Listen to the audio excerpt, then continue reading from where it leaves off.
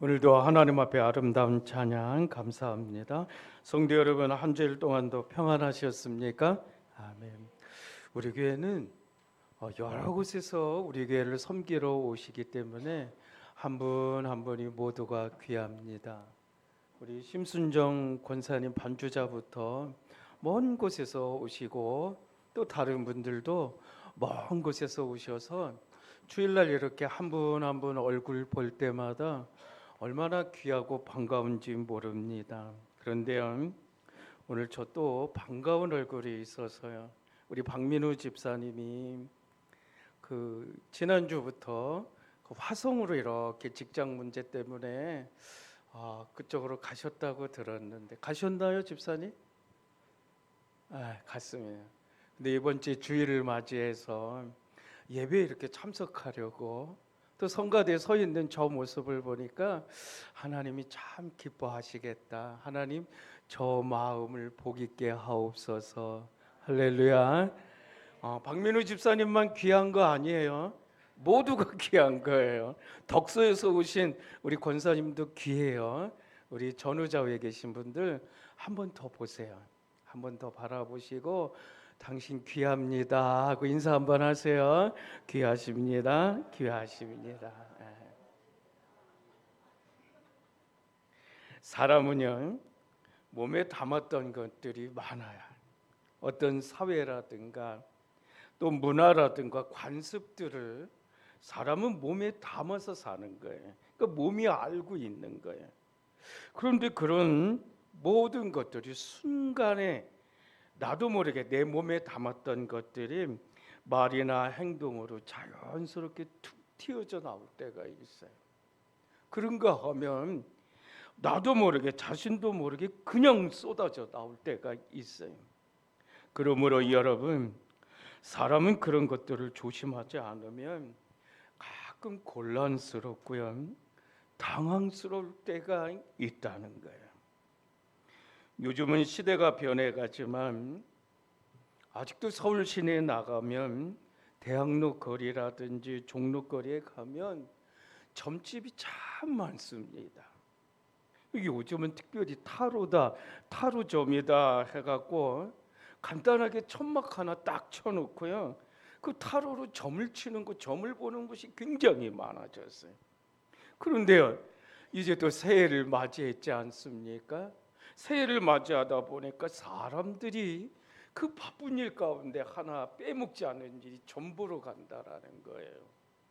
여러분, 그런 거 하면요, 언젠가 TV를 딱 보는데 TV 오락 프로그램에서도 점 치는 것을 그대로 다 보여줍니다. 그러면서 그 TV에 출연한 사람이 막는다고 박수도 치고 좋아하면서 앞으로 어떻게 되는지 계속 관심 갖고 물어보고 사람의 마음을 요동하게 만들어 버립니다. 여러분 어떻게 생각하십니까? 혹하십니까?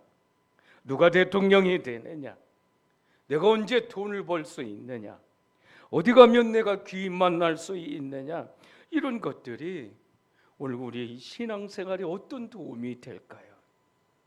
여러분 묻습니다. 신앙인이십니까? 종교인이십니까? 오늘 나는 신앙인입니까? 아니면 오늘 나는 종교인입니까? 여러분 별 차이 없는 것 같지만요, 이 두 단어가 굉장히 큰 차이가 있는 거예요. 신앙인은 하나님 신을 믿지만 종교인은 여러 신들을 인정하는 거예요. 그 신들의 능력을 구하고 그 능력을 믿는다는 거예요. 그 신앙인은 하나님을 사랑하지만요, 종교인은 여러 신을 통해서 얻어지는 것들, 그것들을 구한다는 거예요. 그래서 이 신앙인과 종교인들은 비슷한 것 같고 비슷한 말 같지만요, 전혀 같은 것이 아니라는 거예요. 여러분 본질이에요. 요즘은 신앙의 본질을 잃어버려서는 안 되는 거예요. 여러분 오늘 본문 말씀 보시기 바랍니다. 우리 신명기 18장 9절 말씀 우리 한번 다 같이 합독하겠습니다. 시작. 내 하나님 땅에 들어가거든 너는 그 민족들의 가증한 행위를 본받지 말 것이다. 가증한 행위들을 어떻게 하지 말라고요? 본받지 말라고요. 그런데 이 가증한 행위를 본받지 말라고 하시는데 그것들이 뭔가 하면 10절이에요. 10절에 보세요. 시작. 그의 아들이나 딸을 불가운데로 지나게 하는 자나 점쟁이나 기륭을 말하는 자, 요술하는 자나 무당이나 이것들이 악하지 않습니까? 여러분, 이것들이 악하고 윤리적으로 나쁜 일이기 때문에 쫓아내야 하는 것 당연하지만 그 전에 이스라엘이 가지고 있는 하나님 신앙, 하나님을 향한 그 믿음을 변질시킬 우려가 있기 때문에 이런 것들을 금하라, 이런 것들을 하지 말라고 하는 거예요. 여러분 보세요. 가나안 족속이 가지고 있던 종교는 어땠나요? 그들이 섬기는 신이 어떤 인격이지 어떤 성품을 가지고 있는지 그런 것에는 별로 관심이 없었습니다. 그들은 다만 인간보다 능력이 크다는 것, 그것에만 관심이 많았다고요. 그래서 그들이 섬기는 신의 감화를 받아서 그 성품과 인격을 닮아가자 이런 것들이 아니라 자신들의 필요를 얻어내기 위해서 우리가 믿는 신의 능력을 요구해서 어떻게 하면 내가 신을 달래고 달랠 수 있느냐 이거를 생각했습니다. 그렇게 믿으려고 했습니다. 그러니까 어처구니 없는 거예요. 이 어처구니 없는 생각을 하고 그렇게 믿었다는 거예요. 여러분 다시 보세요. 다시 10절을 보세요. 우리 미안하지만 다시 10절 합독하겠습니다. 시작. 그의 아들이나 불가운데로 지나가게 하는 자 스톱. 여기 보세요. 그의 아들이나 딸을 어디로요? 불가운데로 지나가게 한다. 여러분 자신들의 소원을 응답받기 위해서는 아들이나 딸을 불가운데로 지나가게 했다라는 거예요. 이거는요 인적인 제사예요. 인적 제사를 말하는 거예요. 그런데 그 일을 누가 했다? 부모가 했다라는 거예요. 여기 아들이라고 딸이라고 분명하게 말하잖아요. 그러니까 그 일을 부모가 했다는 거예요. 여러분 원래 부모는 어떻습니까? 원래 부모와 자녀는 어떤 관계입니까? 다른 어떤 관계도 부모와 자녀의 관계에 들어올 수 없는 관계가 바로 부모와 자녀의 관계예요. 다른 어떤 것도 용납할 수 없는 관계가 바로 이 친밀한 관계가 부모와 자녀와의 관계예요. 왜? 내 부모이기 때문에. 이 내 자식이라는 이유 하나만으로 사랑하는 관계이고 친밀한 관계가 바로 이 부모와 자녀와의 관계예요. 그런데 신앙인으로서의 관계가 아니라 종교인으로서의 관계를 보면 자기가 믿는 신의 능력만을 바라보고 요구하는 그런 관계에서는요 부모가 자신들의 자녀를 어디로? 불가운데로 지나가게 한다는 거예요. 마치 인신 제사를 삼는 것처럼 그렇게 한다는 거예요. 그러니 얼마나 어처구니 없는 일이에요. 부모가 자녀를 자신의 소원과 욕심을 이루기 위한 도구로 삼을 수 있다는 것, 이게 바로 종교적인 관계라는 거예요. 여러분 오늘 말씀해 보십시오. 오늘 말씀해 보면 하나님께서 그런 일을 버리지 말라, 가나안 족속처럼 행하지 말라고 하시면서 당부를 하시는데 어떻게 해요? 13절입니다. 우리 신명기 18장 13절 다 같이 합독합니다. 시작. 너는 내 하나님 여호와 앞에서 완전하라. 누구 앞에서? 하나님 앞에서. 여러분 하나님 앞에서 완전하라는 거예요. 우리는 이 완전하라는 말의 의미를 잘 압니다. 여러분 하나님은 신실하신 분이시잖아요. 하나님은 자신의 영광을 받기 위해서 우리에게 완전하라, 우리에게 거룩하라고 이렇게 요구하시지 않습니다. 자신의 이익을 위하거나 다른 어떤 목적을 위해서 이스라엘 백성들을 애굽에서 인도해내서 지금까지 인도하시는 분, 그분이 하나님이 아니시라는 거예요. 하나님은 우리와 함께 완전해지기를 원하시는 분이십니다. 함께 거룩해지기를 원하시는 분이십니다. 그러므로 하나님은 우리와 친밀한 관계, 그런 관계를 맺고 싶으신 분입니다. 하나님과 교제하고 하나님의 성품과 인품을 닮아가는 것, 그것이 하나님의 소원이신 것입니다. 그러므로 하나님께서 우리에게 어떤 수단화나 도구화시키는 것을 요구하시는 것이 결코 아닙니다. 여러분, 오늘 말씀을 준비하면서 성경에 떠오르는 사람이 한 사람 있었습니다. 바로 엘리 제사장입니다. 사무엘서에 나오는 이 제사장입니다. 그 당시에 실로라는 곳에서 성막을 치고 하나님 앞에 제사 드리지 않습니까? 이스라엘 백성들이 매일 찾아와서 제사를 드렸어요. 여러분, 그 시대에는 제사를 드린 후에 제사의 음식을 제사장에게 다 드렸습니다. 그러므로 제사를 드린 이후에 제사장들에게 그 제물을 나눠줄 수 있게 아주 충분했습니다. 그런데 보세요, 사무엘상 2장 15절입니다. 우리 말씀 다 같이 합독합니다. 시작. 기름을 태우기 전에 제사장의 사환이 와서 제사장에게 구워드릴 고기를 내라. 그가 내게 삶은 고기를 원하지 아니하 날 것을 원하신다 하다가, 여러분, 기름을 태우기 전에 이 말씀 나옵니다. 이 말씀은 제사를 드리기 전을 말하는 거예요.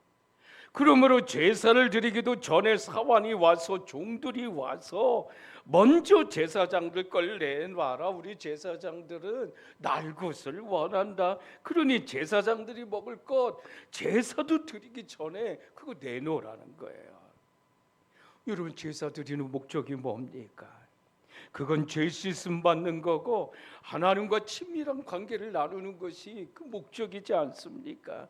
그런데 목적이 변질되어 있습니다. 마치 누구의 밥벌이를 위해서, 잘 먹고 잘 살기를 위해서 제사를 드리는 것 같습니다. 그러므로 변질된 신앙 가운데서 이런 제사를 드렸다는 거예요. 여러분, 또 보세요. 사무엘상 3장 1절입니다. 다 같이 합독합니다. 시작. 아이 사무엘이 엘리 앞에서 여호와를 섬길 때에는 여호와의 말씀이 희귀한 이상이 흔히 보이지 않았더라. 여러분, 변질된 제사의 결과예요. 보였더라 안 보였더라? 안 보였더라. 하나님의 말씀이 들리지 않았다라는 거예요. 하나님의 말씀이 들리지 않는 시대가 되었다라는 거예요. 그런데 여러분 보세요. 하나님은 말씀하지 않은 시대가 없습니다. 하나님의 말씀을 엘리 제사장은 못 들었지만 이 어린 사무엘이 하나님의 말씀을 듣지 않습니까? 그러므로 이건 하나님의 말씀을 안 하신 시대가 없다라는 거예요. 하나님은 항상 말씀하신 거예요. 그런데 문제는 하나님의 말씀을 들으려고 하지 않았다는 것, 그게 문제가 됐다는 거예요. 하나님과 관계를 맺고 하나님과 교제를 맺으려고 하지 않았기 때문에 하나님의 말씀이 들리지 않았다는 거예요. 그러므로 아무리 많은 제사를 드리고 아무리 많은 예배를 드려도 자기 욕심과 자기 소원을 채우기 위한 수단으로 채워진다면 거기에는 하나님과 교제하는 것이 없어져 버리는 거예요. 여러분, 우리는 성경 보고 알잖아요. 우리는 엘리 제사장이 어떻게 죽었는지 알지 않습니까? 그의 아들들과 한날 한시에 엘리 제사장 죽었어요. 그것도 넘어져서 목뼈가 부러져서 죽었어요. 언젠가 TV를 보는데 노예 계약이라는 말이 나와요. 얼뜻 이해는 하겠는데 저게 도대체 왜 어떤 의미에서 저런 말을 할까 하고 자세히 보니까요, 어느 한 가수가 노예 계약을 맺고 억울한 사정을 말을 합니다. 이 계약을 맺고 많은 음반이 팔렸다는 거예요. 그러니까 이익이 많이 생겼다는 거예요. 그런데 정작 자기에게로 돌아오는 이익이 별로라는 거예요. 그냥 없다라는 거예요. 별로 자기에게 수익이 없다는 거예요. 노예 계약을 맺고 나서. 그래도 배가 고프지만 노래하는 즐거움에 계속 노래를 불렀다는 거예요. 여러분, 이 가수는 몇 년 만에 이 노예 계약에서 벗어나게 됩니다. 그런데 이상하게 자신을 찾아주는 사람이 없었더라는 거예요. 방송국에서도 잘 찾아주지도 않고, 게다가 이 가수가 치명적이라고 하는 병도 걸려서 몸을 가눌 수도 없고 오래 서 있을 수도 없는 심각한 병에 걸려버리고 말았다는 거예요. 그 재기하려고 아무리 몸부림쳐 보지만 빚더미에 앉았다라는 이런 고백을 합니다. 그때 주변에선 한 회사에서 이 가수에게 당신 이름 걸고 사업하자고 이런 제안을 하더래요. 그런 제안이 들어왔는데, 그런데 그가 그 제안을 거절해 버렸다라는 거예요. 그래서 기자가 묻습니다. 왜 그랬느냐고. 지금 그 당 여러 가지로 많이 어려운데 그 제안을 당신이 수락하면 여러 가지 좋지 않겠느냐. 그런데 왜 거절해 버렸느냐? 왜 그랬느냐고 이렇게 묻습니다. 그랬더니 그 가수가 대답하기를, 나는 가수입니다. 아무리 힘들어도 내 이름 팔아도 장사꾼은 되고 싶지 않습니다. 이렇게 대답을 합니다. 물론 장사꾼을 비유하는 말은 아니었을 겁니다. 그는 자신이 왜 사는지 인생의 목적이 분명했던 거예요. 어렵고 힘들지만 거기에 양보하지 않고 살고 싶다라는 그 말을 하고 싶었던 거예요. 그러면서 어떤 경제적인 어려움이 찾아와도 나는 노래하는 것을 놓고 싶지 않다라는 이런 고백을 하는데, 어떤 어려움이 오더라도 자기에게는 노래 부르는 것이 가장 큰 행복이라고. 물론 배고픈 사정이 있지만 자기는 노래 부르는 것이 자기 인생의 목적이라고, 자기는 그런 인생 놓치지 않고 살고 싶다고, 자기는 평생 그렇게 살 거라고 이렇게 단호하게 말을 합니다. 여러분, 저는 그 가수의 말을 반은 이해하고 반은 이해를 못했지만 그래도 뭉클했어요.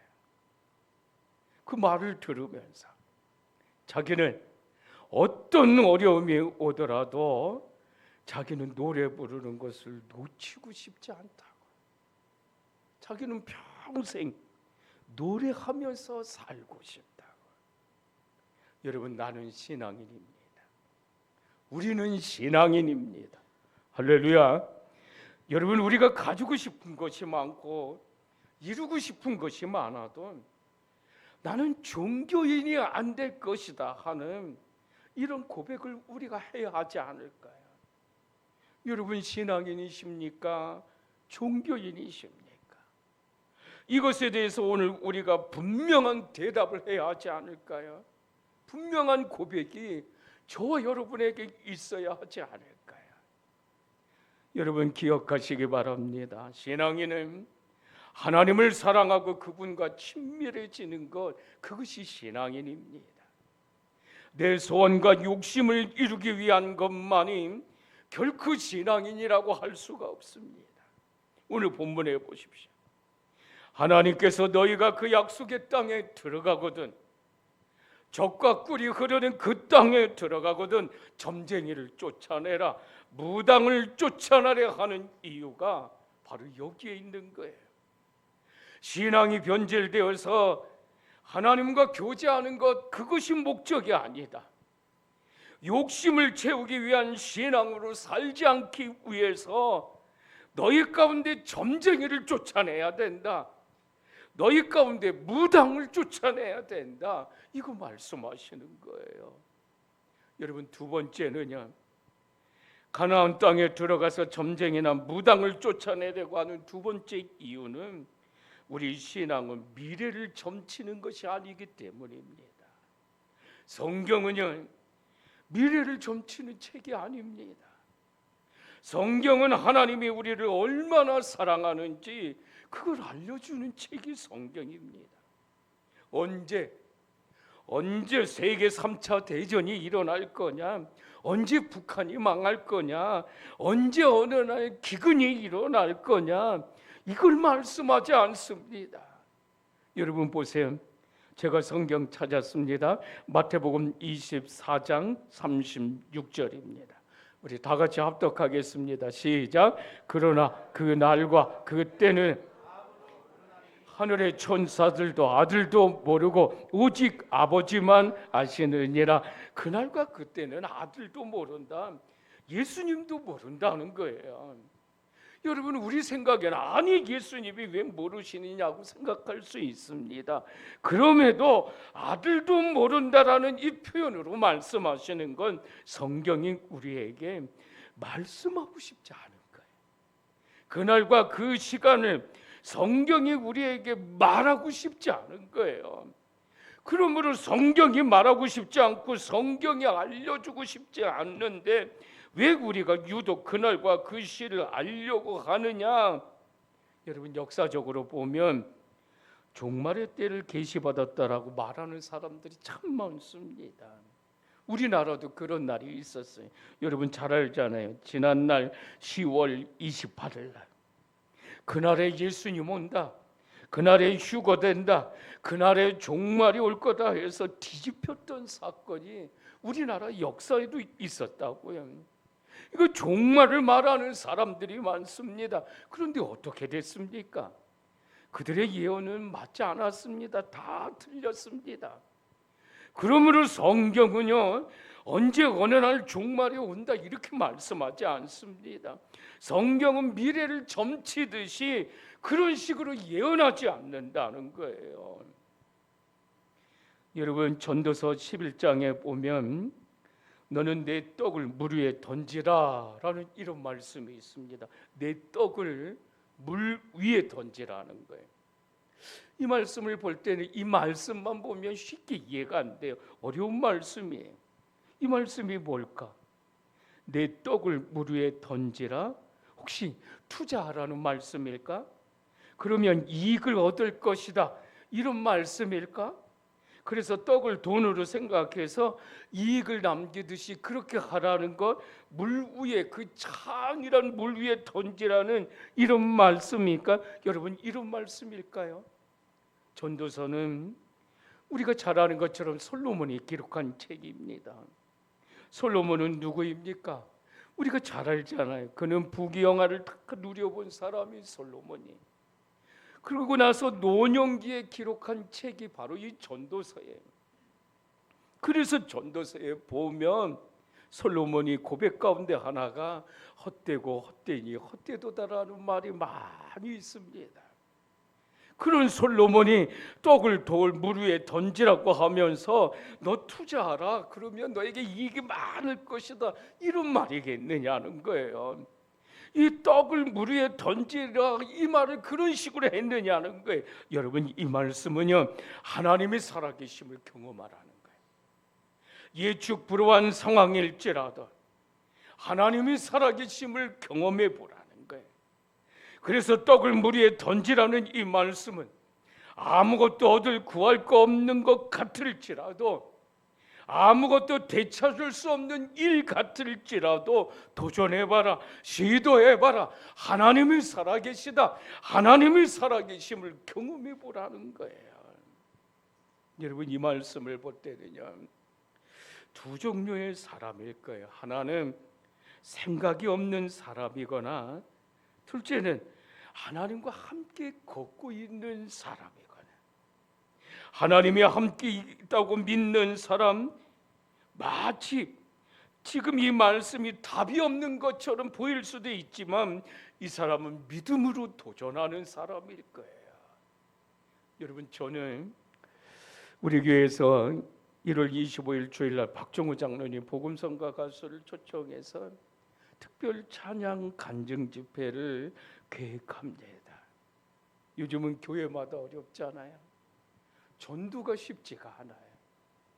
우리가 저쪽 하산곡에 살면서 이쪽으로 이사만 오면 그래도 전도가 막 그냥 생각 이상으로, 그런데 쉽지가 않아요. 어떻게 하면 전도할 수 있을까? 어떻게 하면 우리 교회를 소문낼 수 있을까? 모두가 기도하고 모두가 고민하잖아요. 저도 고민해요. 이 마음으로 기도하는 중에 이분과 연결이 됐어요.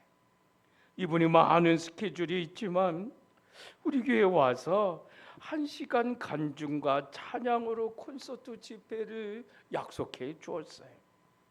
그런데 가끔 부정적인 말을 하는 사람이 있습니다. 이런 거 왜 하느냐? 이런 소리도 얼핏 들려요.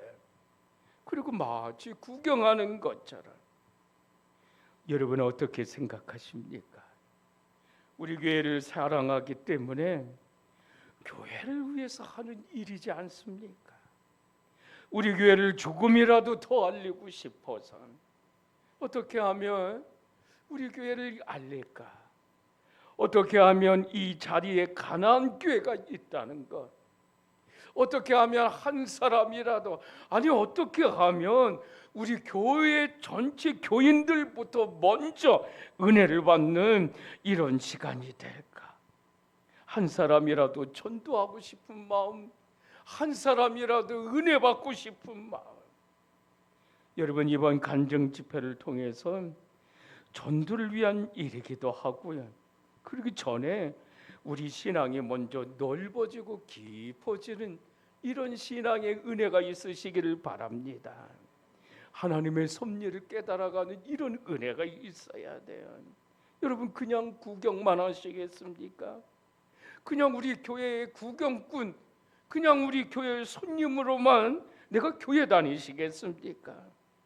여러분, 교인들 모두가 힘을 모아야 할 때가 이 시대예요. 교인들 모두가 함께 수고하는 은혜가 있어야 할 시대가 바로 이 시대. 그래서 요즘 시대는요, 교회 일을 하면서 쉽게 답만 찾으려고 하면 어려운 거예요.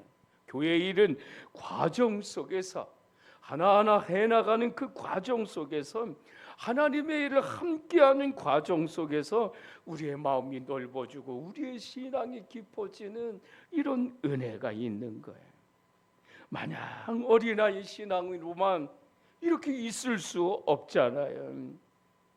여러분, 그래서 현수막도 크게 2개를 맞췄습니다. 하나는 우리 교회에 먼저 안에 붙이자. 우리 교회 교인들이 먼저 은혜가 있어야 된다.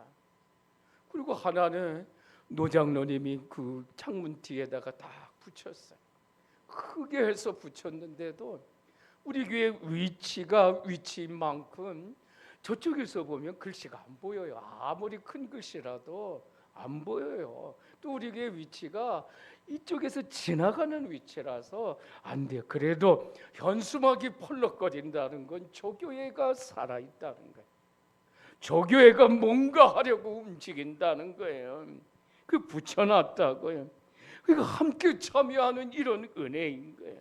그러면서 하나님의 마음을 알아가자. 진정한 하나님의 마음을 갖는 이런 은혜가 교회 안에 있었으면 좋겠다. 여러분, 오늘 예배 마친 후에 제가 건빵 봉지 하나씩 다 가져가시라고 준비해서 저 뒤에 놨습니다. 금요일 날 우리가 중보기도 마친 다음에 권사님들과 같이 거기다 스티커 하나 다 붙였어요. 교회를 소개하는 이런 스티커예요. 그리고 나서 이제 우리가 이번 주에는 관계전도 할 거예요. 이렇게 붙였어요.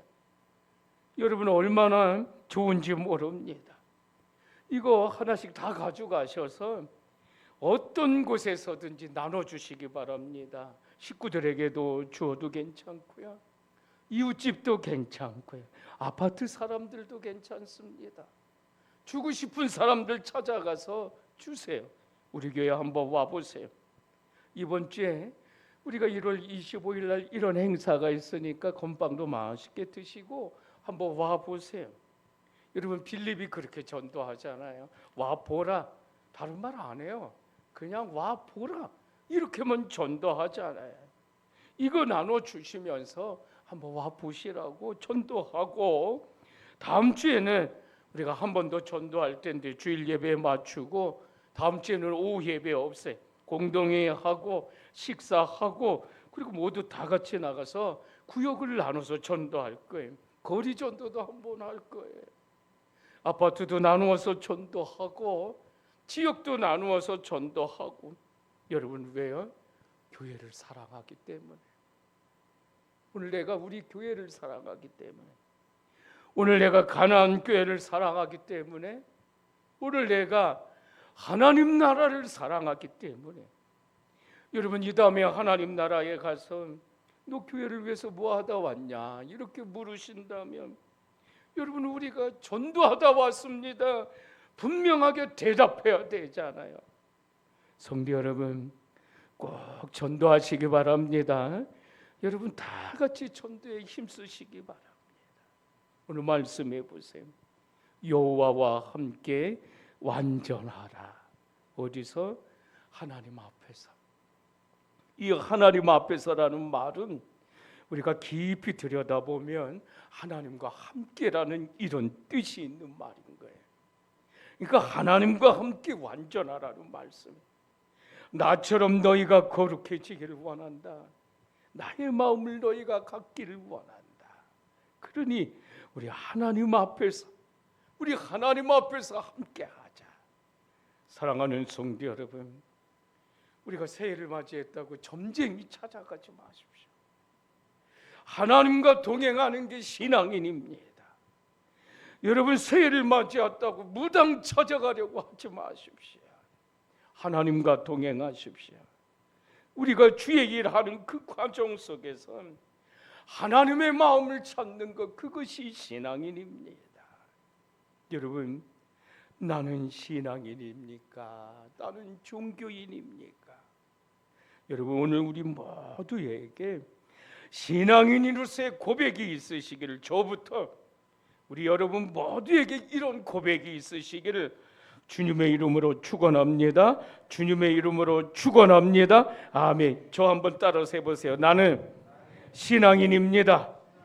한 번 더요. 나는 신앙인입니다. 할렐루야. 이제 우리 다 같이 찬양하겠습니다. 낮엔 해처럼 밤엔 달처럼 우리 이 가사처럼 사는 은혜가